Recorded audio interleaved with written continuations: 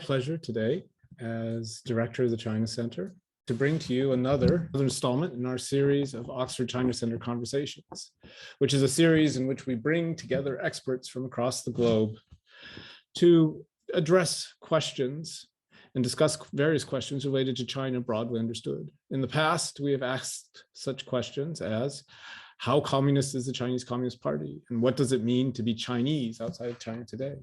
Today, for what is now our 7th iteration of the series, our question is, what can we learn from the past when trying to make sense of the Chinese Communist Party today? As many in our audience may know, last year on the 1st of July, the CCP celebrated 100 years of existence. Certainly has come a long way from the ragtag group it was at its outset. It is, and I think I can say this without too much controversy, the most dominant political force in the PRC today, with more than 95 million members. Of late, I think the emphasis in commentary on the party has been on the ways in which we're seeing massive changes occurring. First and foremost, centering around the current General Secretary, Xi Jinping, who looks likely to break with prior practice and seek a third term at the upcoming 20-party Congress this fall. And we could add to this other changes as well. Changes in how the party is harnessing technology, becoming more adept at packaging its message, and seeking to blend in unprecedented ways what it calls Marxism and what it calls traditional Chinese culture, among others. Amidst all of this, today we're going to actually ask about continuities, ongoing patterns, echoes of the past, and continuing trends. So not focusing on what is new and different and changing, but asking what is enduring or what can we learn from the past when trying to make sense of the Chinese Communist Party today. And to help us tackle this question, we have 3 distinguished experts joining us. The first is Jeffrey Wasserstrom. He is the Chancellor's Professor of History at the University of California, Irvine, and specialist in modern Chinese history with a strong interest in connecting China's past to its present and placing both into global perspective. He is editor also of the recently published Oxford History of Modern China, to which both Ian and Diana are contributors, and I would highly recommend our audience look into after this talk. The second is Ian Jonson. Ian is a Pulitzer Prize winning writer, researcher, and senior fellow for China Studies at the Council on Foreign Relations. He's author of The Souls of China, The Return of Religion After Mao, and is currently writing a book about how history is used to legitimize and challenge Communist Party rule in China, and closely follows China's efforts to bolster its soft power around the globe. And last is Diana Fu. Diana is an associate professor at the University of Toronto's Munk School and Department of Political Science and examines popular contention, state control, civil society, and authoritarian citizenship with a focus on contemporary China. She is author of the award-winning book, Mobilizing Without the Masses, Control and Contention in China. So without further ado, I think I will turn it over to our speakers. So thank you so much for hosting this. It's really great to be back in Oxford, even if only virtually. I was there for a launch of the precursor to the book that you so kindly mentioned, which was the Oxford Illustrated History of Modern China. And I was there to help launch that with some local scholars about 5 years ago. And now the book has been stripped of those illustrations and published in a very courseroom-friendly, cheap edition, also without illustrations, but with a very important added chapter by Diana and Emil Dirks on the Xi Jinping era. But I'd like to go back, not as far back as the book goes, which is to the Ming-Qing transition, but actually further than a lot of people go when they're talking about the Chinese Communist Party. And I'd like to go to what I think of as the start of the Leninist period of one-party rule in China, which is the late 1920s, and the precursor to the Chinese Communist Party and competitor to the Chinese Communist Party, the Nationalist Party, eventually led by Chiang Kai-shek. I actually think the Chiang Kai-shek era is worth keeping in mind when we're thinking about the current period. And often when there are discussions of certain things that Xi Jinping is doing, being the subject of a personality cult, potentially ruling for the rest of his life. People go back as far as Mao and say this is the Communist Party slipping back into a problematic earlier pattern it had. But in fact, before Mao took power in 1949, Chiang Kai-shek was the head of a one-party state on the Chinese mainland before he retreated to Taiwan. He was the subject of the focus of a personality cult of sorts. His picture image was up in the spot looking out on Tiananmen Square that Mao's portrait has stood at since 1949. So there are ways in which we can think about Chiang Kai-shek and Mao as these great rivals, but having certain things in common. And there are also some ways that I think we can see specific parallels that connect Chiang Kai-shek's final years to Xi Jinping's final years. I was recently rereading Thunder Out of China, one of the great books about the Nationalist Party rule. And there's a long section in it where it just ticks off all the different titles that Chiang Kai-shek had acquired over time, which is very reminiscent of Xi Jinping and why Jeremy Barmé dubbed him, and this nickname has taken off, the chairman of everything, being the simplest way to think about him.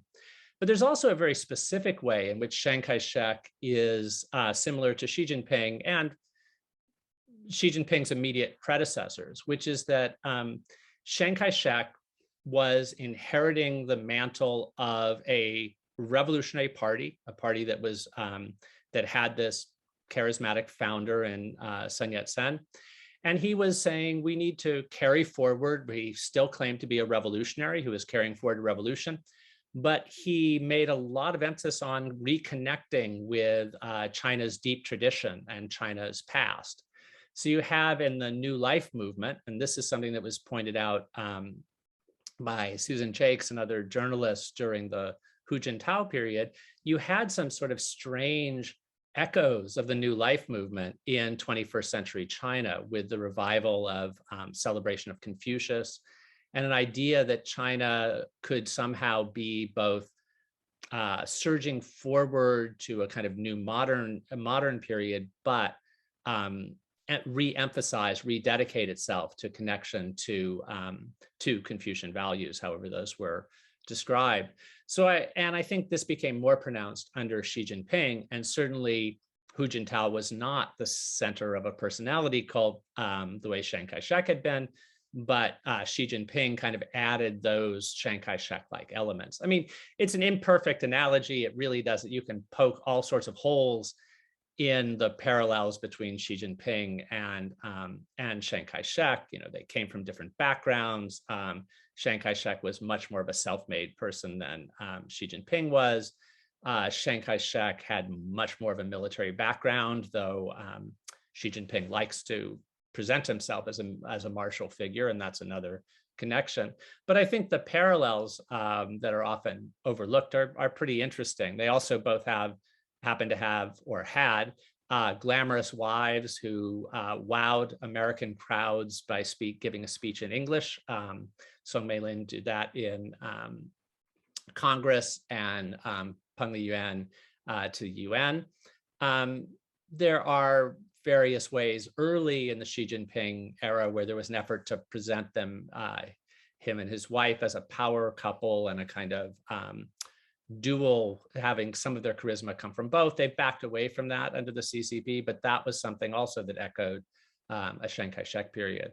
But more than anything, I think you could think productively of Xi Jinping as in part his dream being something that was, for Chiang Kai-shek, many of the elements of it, a kind of fantasy that Chiang Kai-shek didn't come close to having, which was to see China fully accepted as one of the great powers in the world, a place that was both seen as stable. Chiang Kai-shek could never get the country stable, little tolerance for dissent, and a combination of Leninist views on imperialism and on one-party rule combined with Confucianism and some of its values. So that's what I'd say is a part of the one kind of history that's worth paying attention to, as well as the history of the Chinese Communist Party in earlier periods.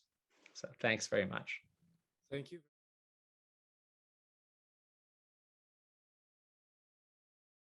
It's great to be back virtually at Oxford. I was a graduate of Oxford, and so I always think that European tradition of scholarship is so much more interesting, at least in political science. So I kind of think that for me, because I study contemporary Chinese politics, that the history doesn't go back very far. So my chapter contribution to the volume, it really is comparing what has happened under, what are some of the shifts and continuities between the Hu Wen administration and the Xi Jinping administration. If you really want to know about history, I think you should read a recent piece by my former supervisor at Oxford, Vivian Xu, who talks about sort of the rituals of resonance and the idea of performance rituals from, she traces the entire sweep of Chinese history. But alas, you don't have the master with you, you only have the student. And so I'm just going to talk about what I know the best, which is the changes from Hu to Xi. And so when you think about this shift, the way that Emil Dirks and I started this chapter is actually to think about how analysts were thinking on the eve of this transition. And on the eve of the transition between Hu to Xi administration, many analysts, including the celebrated New York Times columnist Nick Kristof, who knows China very well, predicted that under Xi, Mao's body will be hauled out of Tiananmen Square on his watch, and Liu Xiaobo, the Nobel Peace Prize winning writer, will be released from prison. Well, we all know that in 2017, sadly, Liu Xiaobo, who was awarded the Nobel Peace Prize in 2010, died while on medical parole and still under state custody on his deathbed. And we all know, of course, that Mao's body is not only still encased in Tiananmen, but Xi Jinping himself also took on a Maoist moniker in 2020, which is the people's leader. And so why and how did so many seasoned China analysts predict the wrong turn?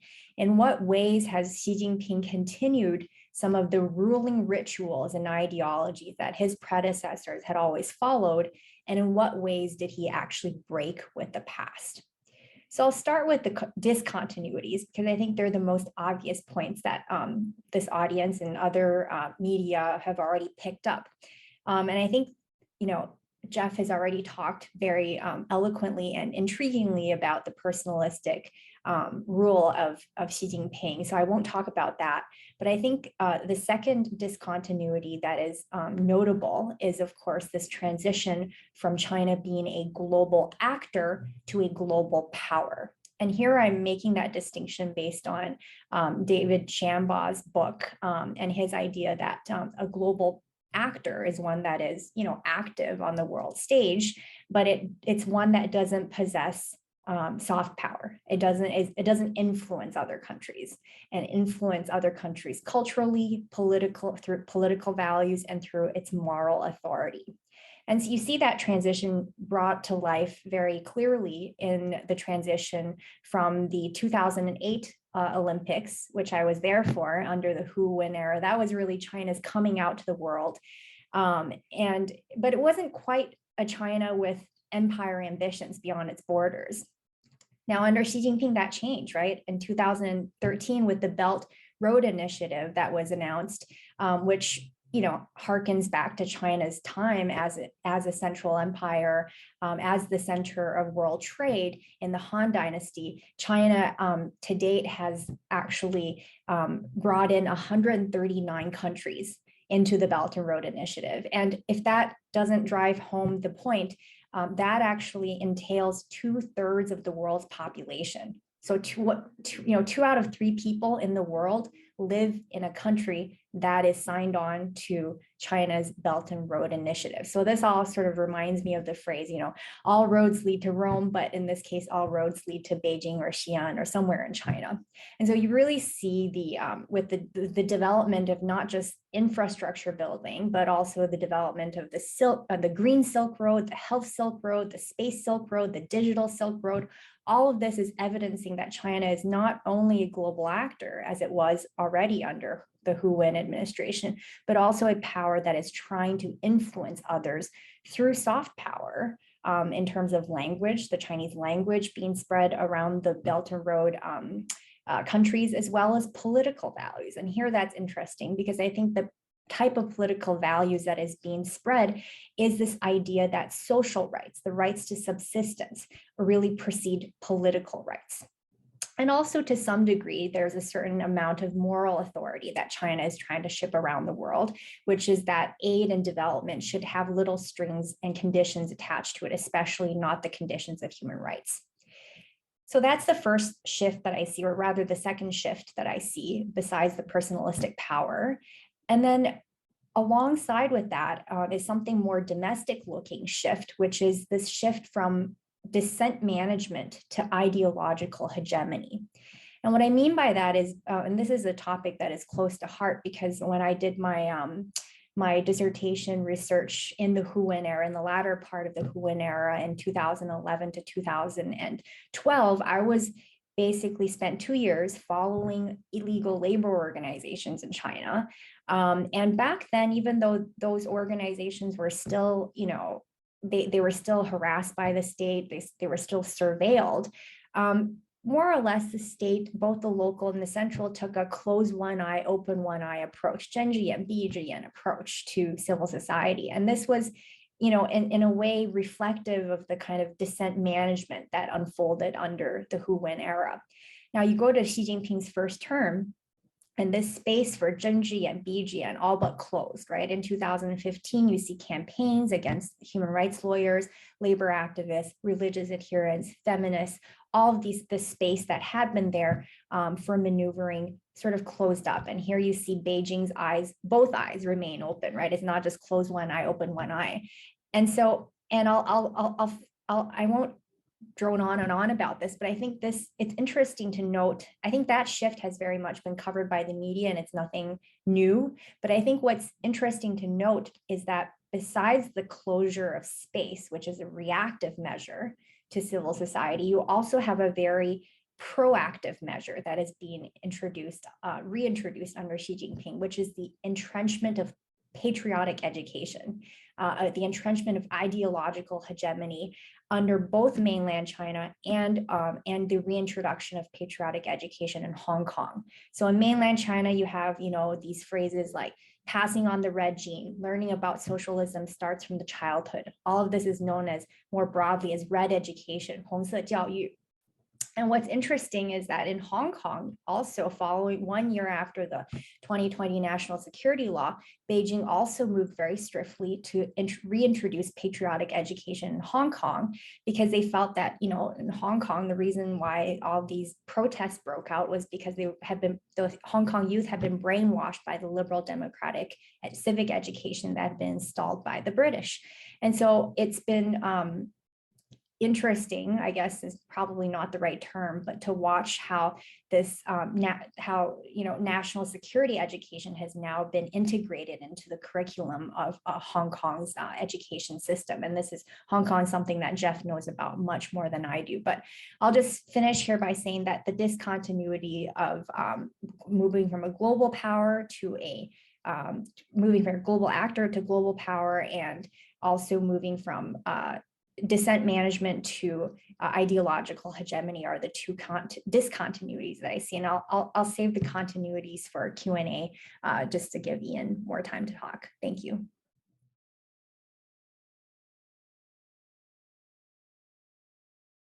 Yeah, thanks. There's a lot of really interesting points that Jeff and Diana brought up, which one could react to right away. I'll just speak briefly about something sort of related to this, which I'm working on now, and which was a part of the book that we just came out with.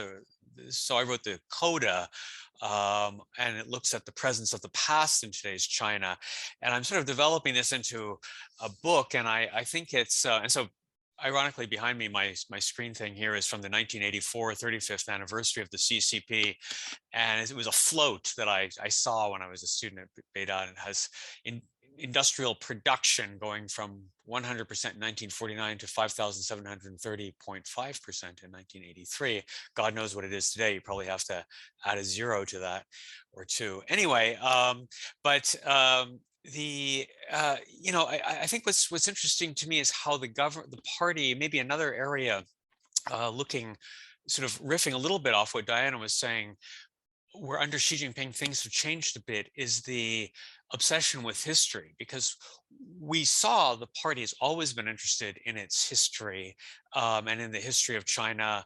Mao wrote a resolution on history in 1945. Deng wrote another resolution sort of retelling the CCP's history in 1981. And then Xi Jinping really jumps on this.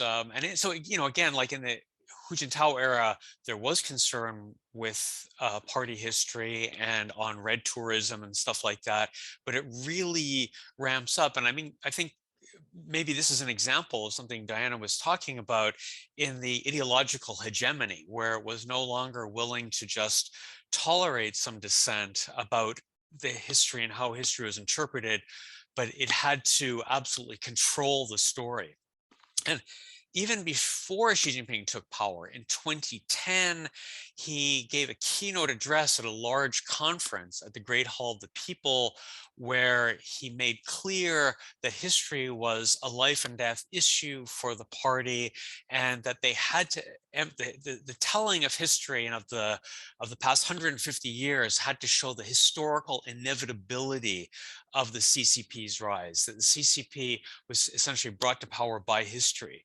And then when he takes power 2 years later in 2012, we have the China Dream, which is rolled out at the former National Museum of Revolutionary History on Tiananmen Square, which had been revamped into the National Museum of China. And going on through the 2010s, we see campaigns that start out a little bit unclear how important they are, but against things like historical nihilism. In other words, that you can't question certain tenets, certain beliefs that the party has, or certain ways of interpreting the past. But as it goes on through the past decade of Xi's rule, it's really taken on this snowball effect. And last year, for example, the Cyber Administration of China came out with a whole list of things that you could no longer even discuss online. And these are topics that are at times laughable, perhaps, such as that Mao's son reputedly died in the Korean War because he gave away his position to enemy airplanes by cooking himself egg fried rice. So like laugh at that, ha ha ha. But but a lot of these things that are banned are quite significant, such as the length of the Long March, for example, which few people think really was 25,000 li. It's sort of demonstrably impossible unless they sort of circled back and did the Long March twice, that it could be that long. You can't even question that. You can't question the veracity of the diaries of Lei Feng, the sort of epitome of the communist hero. You can't question issues like land reform, the necessity of land reform in the early 1950s. You can't question that the two central land owners at that time, who were pilloried by the party propaganda apparatus, you can't question that they were terrible, even though there's a lot of evidence that they weren't so bad. You can't question the fact that America planned to invade China in the Korean War, and that therefore China had to intervene in the Korean War as a matter of self-defense. And so these are things that many serious historians would want to debate, and which should be debated, or which are almost not debated because they're demonstrably false, but you can't even bring them up in China nowadays. And I think that has led to the past. All countries mythologize their past and have myths and stories that they tell about the past, and China did that in the past too, but now it's taken on this kind of surreal attitude, or this surreal sense. And I sometimes think that recently, before leaving China a couple of years ago, I went to the base area, the communist base area in the war, Yan'an, which I'd visited before. And in the past, it always had, the cave where Mao lived, and other sites like this. But it's been completely sort of transformed into this Disney style tourism center where they have theme parks and dioramas and virtual areas where you can shoot soldiers, enemy soldiers with machine guns and stuff like that. And it's really been sort of taken over by this whole, as Diana would put it, the sort of ideological hegemony of the CCP, that there can be no other stories that can be told. You know, in some ways, I was thinking back, it reminded me a little bit, this is another problematic analogy, I guess, but it reminds me, as somebody who's lived in the United States for a long time, there's this place south of Washington called Colonial Williamsburg, which was recreated in the 1930s with Rockefeller money around a tiny handful of authentic buildings from the 18th century, and then a whole lot of fake reproduction buildings that were all meant to emphasize the glory, the fraternity, the equality of the American Revolution, in which a lot of people now say, Williamsburg was a city based on slavery, with a economy based on slavery. The buildings didn't look like that. The streets didn't look like that, et cetera, et cetera. And that's all been sort of called into question. But I think in China and in places like Yan'an and just overall in the ideological sphere, these things cannot be called into question, and they've sort of taken root.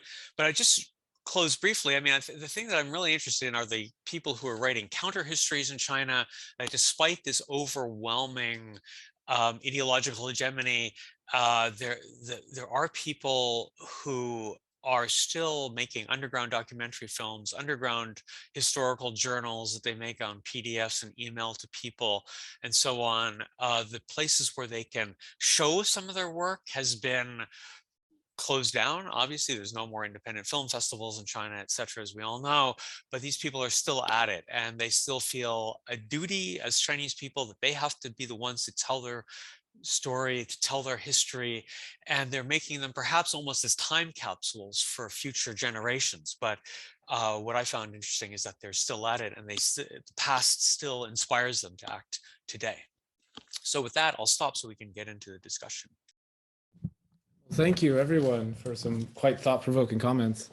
I'm going to abuse my position here as chair, though, to throw out a question, though. I mean, do you see what we're seeing then? Because I mean, it does sound like we are seeing changes in the ways in which the party is paying more attention, the Chinese state as well, paying more attention to issues of history, to issues of what is seen as acceptable or not acceptable, et cetera, et cetera. Does it strike you that this is a sea change, or is this a trend, or is this also just sort of actually something that is a continuity, in the sense that we've seen in the past ways in which we've seen both, things tightening and then things loosening, things tightening and things loosening? And so is this actually just a repetition of a pattern, or is this a trend, or is this something else?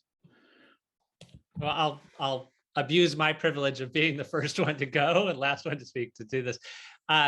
So those are kind of two questions. I think one is about the focus of history now, but the other is about this tightening and loosening pattern, which was very appealing, and it's very good at sort of delaying complete outrage at trends in China, because you say in the PRC there's often been tightening and loosening, but in many regards I think we've now gone a dozen years without a period of loosening.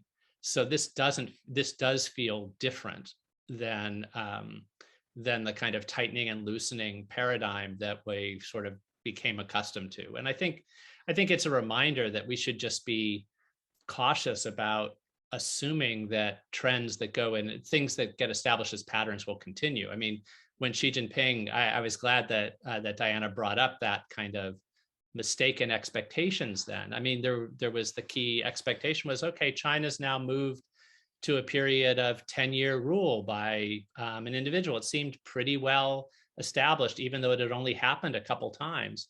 And then it didn't happen. But I think one of the things that looking at history can be useful to think about, and going back to my Chiang Kai-shek thing, is that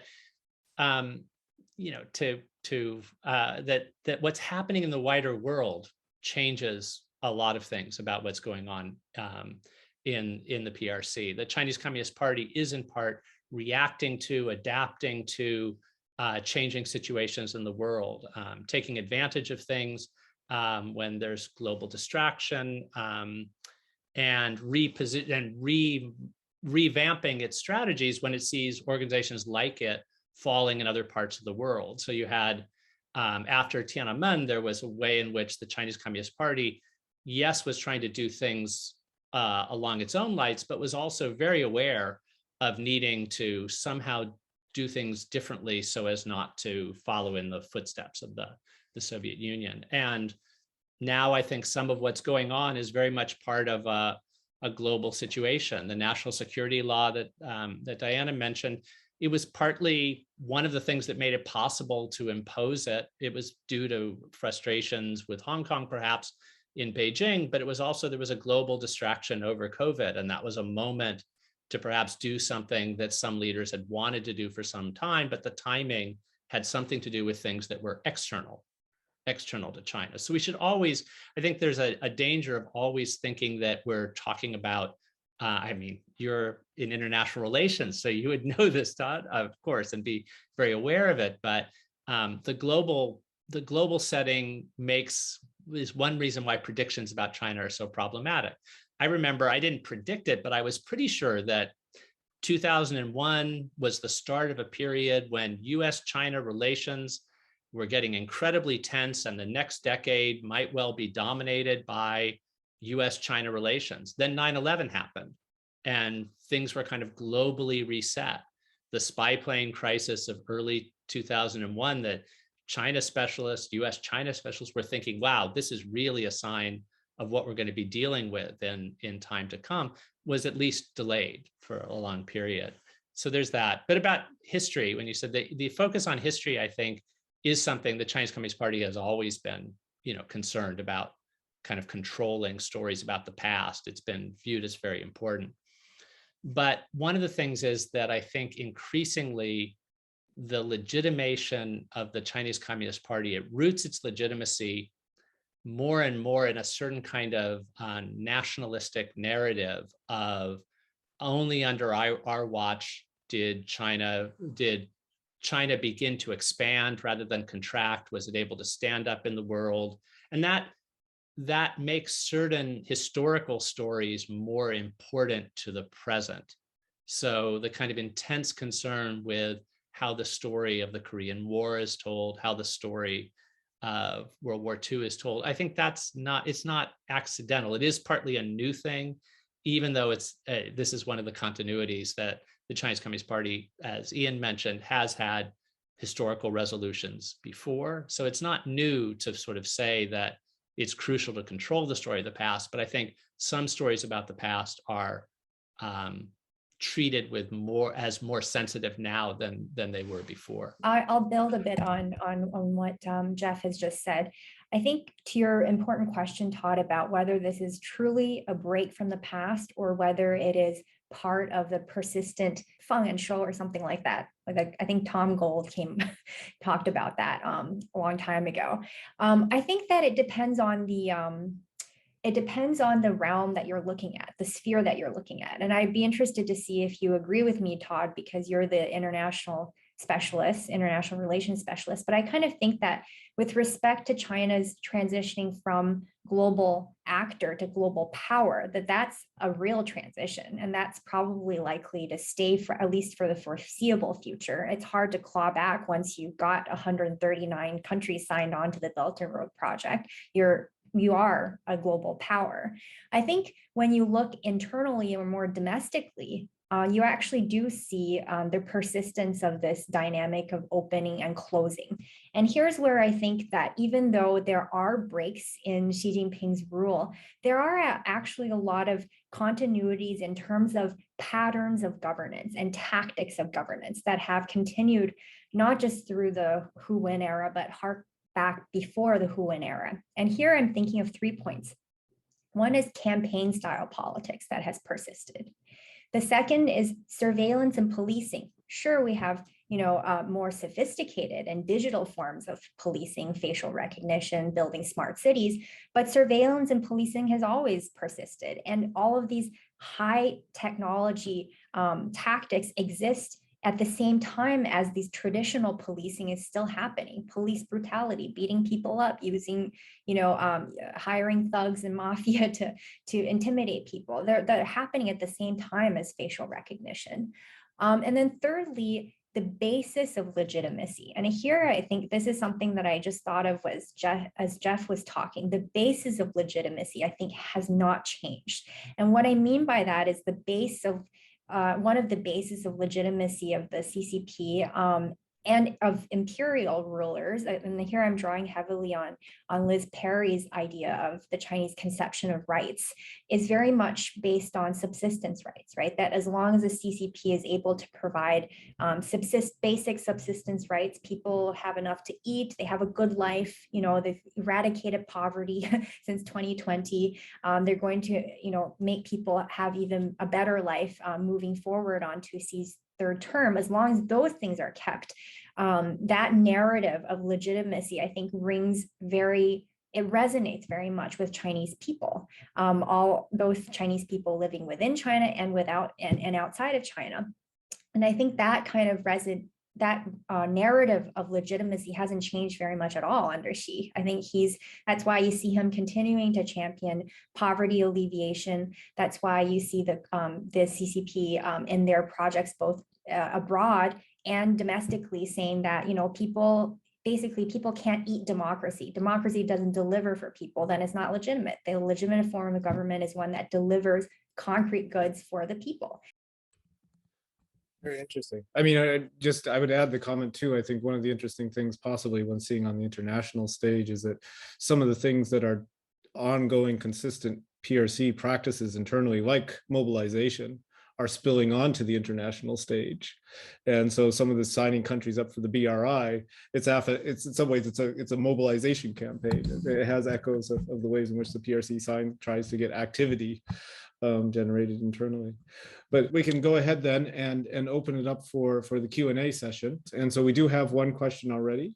And that question is, how does nationalism fit with Chinese socialism, and how is Xi approaching it? Well, yeah, I mean, obviously, nationalism is part of the party's way of staying in power, legitimizing its rule.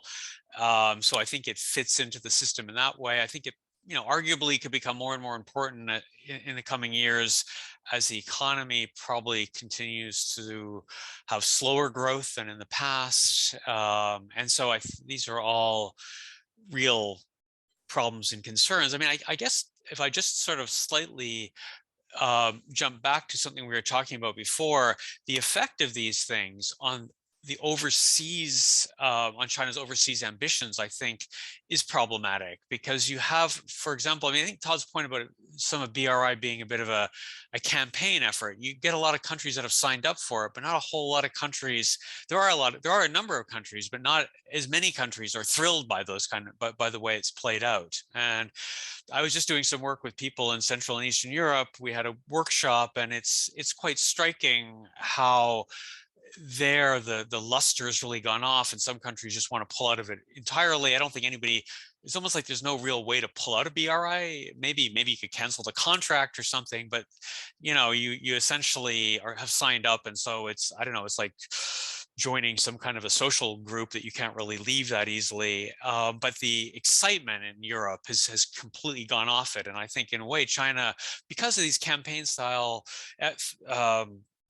projects, also oversees the way the foreign ministry behaves, the Chinese foreign ministry with its very aggressive foreign policy, with very strident tone in international affairs, and a variety of other things. And then the nationalism, I think also, this makes many countries not so eager to work with China internationally. And, these projects like the 17+1, 16+1 effort in Central and Eastern Europe for China to link up with these former Soviet socialist countries is basically dead in the water, and I think partly this is mostly China's own doing because of the way it's been behaving in the past couple of years. So I think these things, they also have a cost, it's not just a domestic issue. Very good. There's a question here too. It's which is very, the question is about the present, and the question asks if it's fair to say the CCP is currently paranoid. I'd like to link that up, I think, too, to the questions of, has there been an ongoing strain of paranoia within the CCP? And also the question whether or not often people describe the CCP as Leninist. Is that something that's a proper description? And is that also something that one could say has been continuous? Well, I'll jump in for a couple of things. I think there's been a lot of paranoia within the Chinese Communist Party of different sorts. There's been paranoia in the elite. There's been an awareness that there have been internecine fights within the PRC, within the CCP, throughout its history. So there are reasons why you would be watchful if you're a top leader about possibilities. But I think the broader sense of, and this relates to Leninism, there has been an awareness. Ken Jowett wrote a wonderful piece, The Leninist Extinction, which talked about, in the wake of the 1989 developments, that the time of Leninist, the species of Leninist rule was over. And while that has not proven true, I think it's something where the prediction or the sense of it possibly happening has continued to hover over the Chinese Communist Party, and it's been adjusting its approach to Leninism, combining tight rule by a vanguard party and intense anti-imperialism, two of the key things of Leninism, with other things that weren't part of any kind of Leninist package in some other parts of the world, like embracing middle-class consumerism, which would seem like radically different, because it's this idea of combining different elements to keep the part of Leninism that is desired, which is one-party rule, and make use of an ongoing legitimating part of Leninism, which is this kind of anti-imperialism. So I think, behind that whole question of, does it deserve to be paranoid, it's kind of like, are these predictions of its imminent extinction, they keep being proved wrong, but that doesn't mean that there isn't still a fundamental sense of precariousness to a system, even when things are going well. And I would just say, again, the international context is so crucial that I think what takes the edge off paranoia, I believe, for the Chinese Communist Party, is when they feel like, looking around the world, people in their country would have a hard time figuring out what to admire as a system that's really working there compared to their own. So the Shanghai lockdown, I think that would be a much more delegitimizing event if you could point to all sorts of, to some other big countries in the world that had handled COVID incredibly well. And people might say, if only I lived in X place rather than here. So I guess it's the paranoia is overdone, but I think there are all kinds of ways in which, even when the Communist Party is doing well, there's an awareness that a lot of organizations like them have lost power, have fallen. So there's a kind of watchfulness and vigilance of trying to keep messing with the recipe to keep in power. Thank you. Does anybody else want to add to that?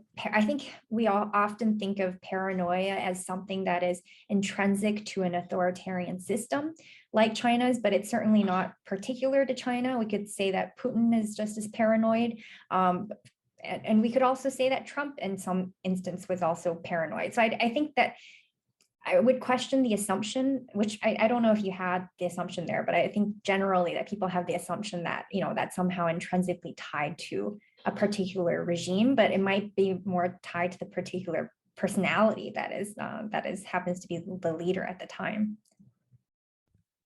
Speaking of personalities, our next question is about elite factionalism and elite friction, and if this is not something that is an enduring aspect of Chinese Communist Party politics.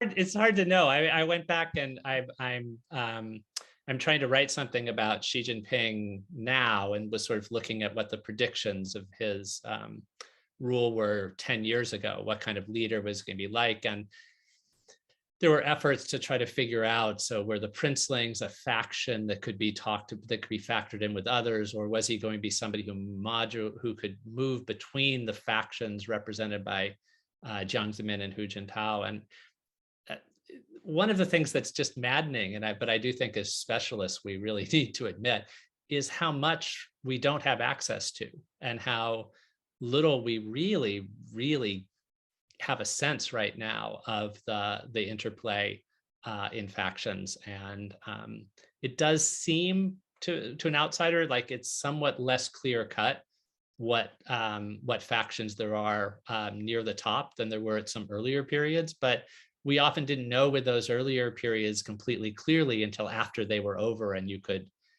kind of do forensic analysis there. So there are bound to be factions, but it's harder to figure out what exactly they are in the degree which the media structure seems to be very much on a single page just now. So I don't have much to add there. Thank you. We have further questions. I think I'll go ahead and ask all of them, and then ask everyone to respond. And so there's a question for Diana, which is, you emphasize the shift from global actor to global power.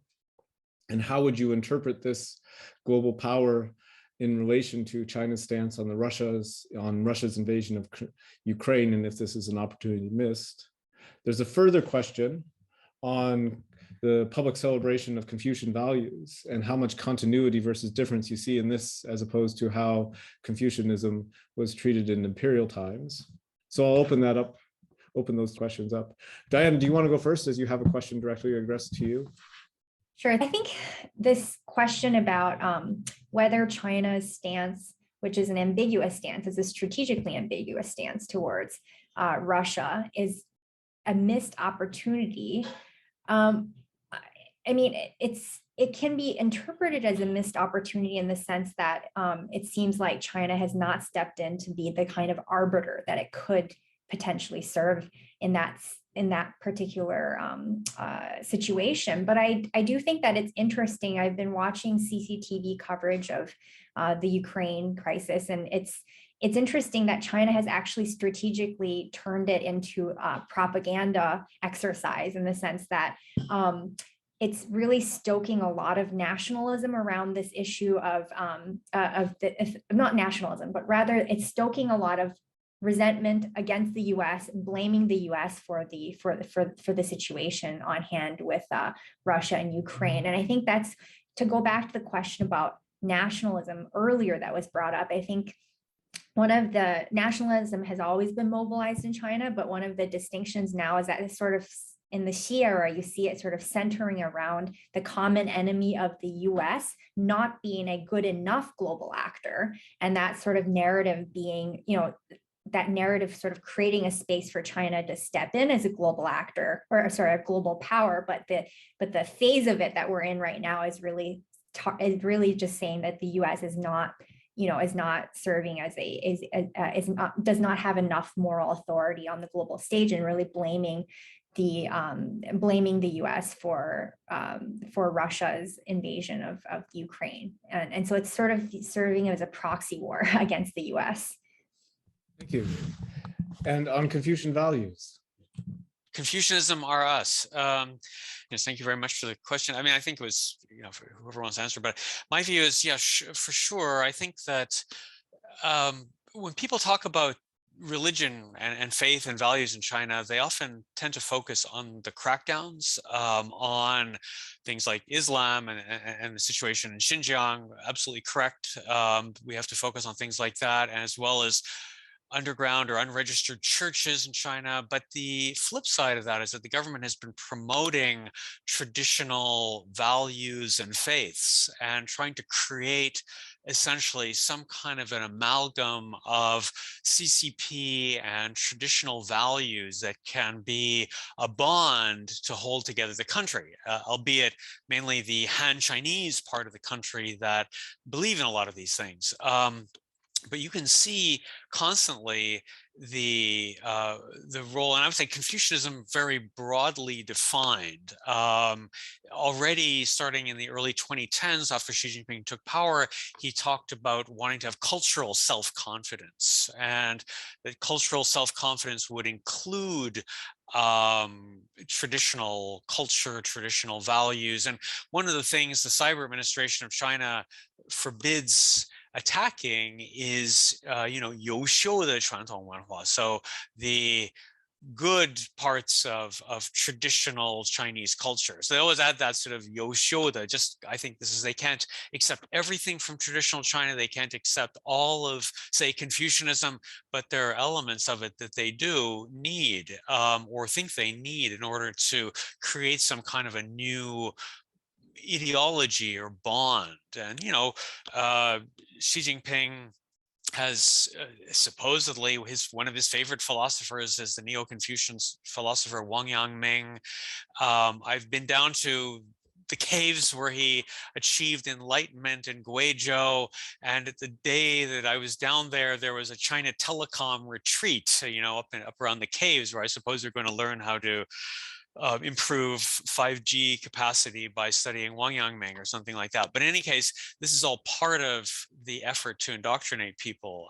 And so it's one of these, maybe just to go back to Diana's very good formulation, it's one of the positive things that the government's trying to do to create power, the ideological hegemony, not just that we always think of it in terms of crackdowns and that sort of thing, but the proactive, although I hate that term, way that the government is trying to address the lack of ideology and shared values. So I'll jump in to wrap up, since the time's ending, just to say, Ian and Diana are two people to just read more work by on many of the subjects that have come up, and it's been a real treat to be sharing a stage with them. But I would also say that there are many depressing things about focusing on China these days, focusing on the world these days. But one thing that I'm not depressed about is the kind of state of China studies and some of the analysis going on. And Diana brought up Vivian Hsu's recent article, which I just think is brilliant, on many of the points that she made and also that Ian made. China Quarterly, I think, is on a kind of roll and analyzing these kinds of things. And there's a kind of playing to the home crowd there, because Tia Thornton's been playing a crucial role in some of these special issues that I think are really valuable. And as a kind of last shout out to one of your graduates, when it comes to anything related to China and Russia, the first person I want to read is Maria Repnikova, who now I'm glad to say is in the US, and we get to see more of her, but is a product of Oxford. So I think there is a lot of interesting work going on, and some of it pushes precisely against the kind of homogenizing approach to China that is a key part of Xi Jinping's particular spin on things, which is this kind of idea that there's only one way to be Chinese. And this goes back to the fascinating conversation you had before in this series, that I think it's a great thing at the moment that's happening. There's more support for things like studying there's a flourishing of work on Uyghurs and on Xinjiang. There's really brilliant work being done there. Hong Kong studies is starting to flourish in a way that it hadn't. I mean, there's something poignant about it as these cultures within, different cultures within the PRC are under in continual fire. I think the writing about them has in some ways never been better. So struggling hard to find an optimistic note to end on in these things, because so much to be pessimistic about, but I think I'll end there. Well, thank you everyone for what has been a wonderful conversation. I would encourage everyone in the audience to check out the Oxford History of Modern China, available at the University of Oxford Press website. If you'd like to check out old versions of the China Center conversations, those are also available on video through our website and or through our YouTube channel. Thank you again, and have a good morning, afternoon, or night, wherever you may be. Goodbye.